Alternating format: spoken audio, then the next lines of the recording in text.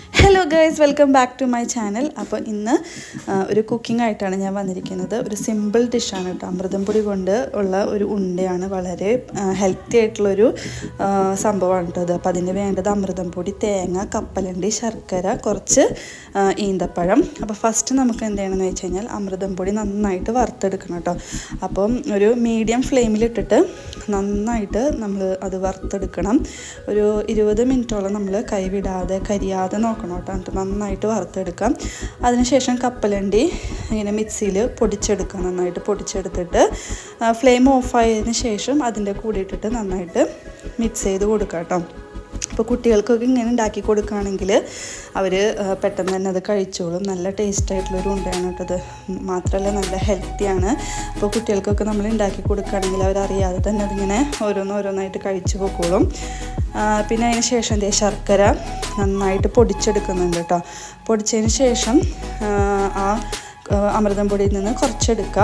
എന്നിട്ട് ശർക്കര നമുക്ക് ആവശ്യത്തിന് മധുരത്തിന് ആവശ്യമായിട്ടുള്ള ശർക്കരയും അതിലോട്ട് ഇടണം.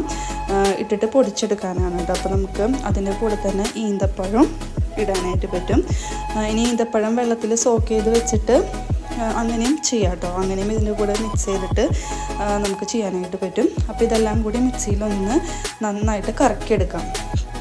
കറക്കിയെടുത്തതിന് ശേഷം അമൃതം പൊടിയിൽ ഇട്ടിട്ട് നന്നായിട്ട് മിക്സ് ചെയ്ത് ഈ ഒരു പരുവത്തിലായിരിക്കും കിട്ടുക കേട്ടോ.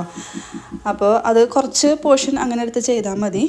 പിന്നെ നമുക്ക് വേണ്ടത് തേങ്ങ ആവശ്യത്തിന് ഒരു തേങ്ങയാണ് ഞാനിവിടെ എടുത്തിട്ടുള്ളത് കേട്ടോ. 500 ഗ്രാം അമൃതം പൊടിയാണ് എടുത്തിട്ടുള്ളത്.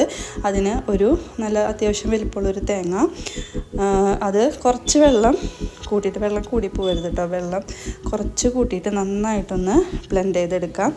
അതിനുശേഷം ആ തേങ്ങയും അതിലോട്ട് ഇടാം കേട്ടോ. ഇട്ടതിന് ശേഷം നന്നായിട്ട് മിക്സ് ചെയ്തെടുക്കാം.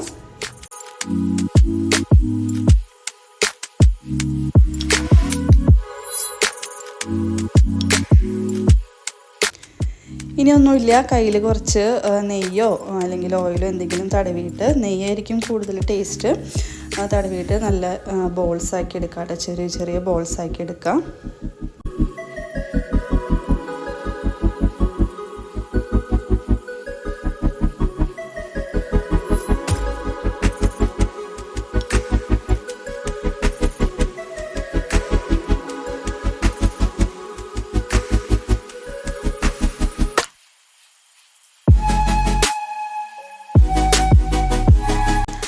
അപ്പോൾ ഇത്രയുള്ള പരിപാടി, പെട്ടെന്ന് തന്നെ നമുക്ക് സംഭവം റെഡിയാക്കി എടുക്കാനായിട്ട് പറ്റും കേട്ടോ. അപ്പോൾ എല്ലാവരും ട്രൈ ചെയ്ത് നോക്കിയിട്ട് കമൻറ്റ് സെക്ഷനിൽ അറിയിക്കണം എങ്ങനെയുണ്ടായിരുന്നു എന്ന്. അപ്പോൾ അടുത്ത വീഡിയോയിൽ കാണാം. അതുവരേക്കും ബൈ.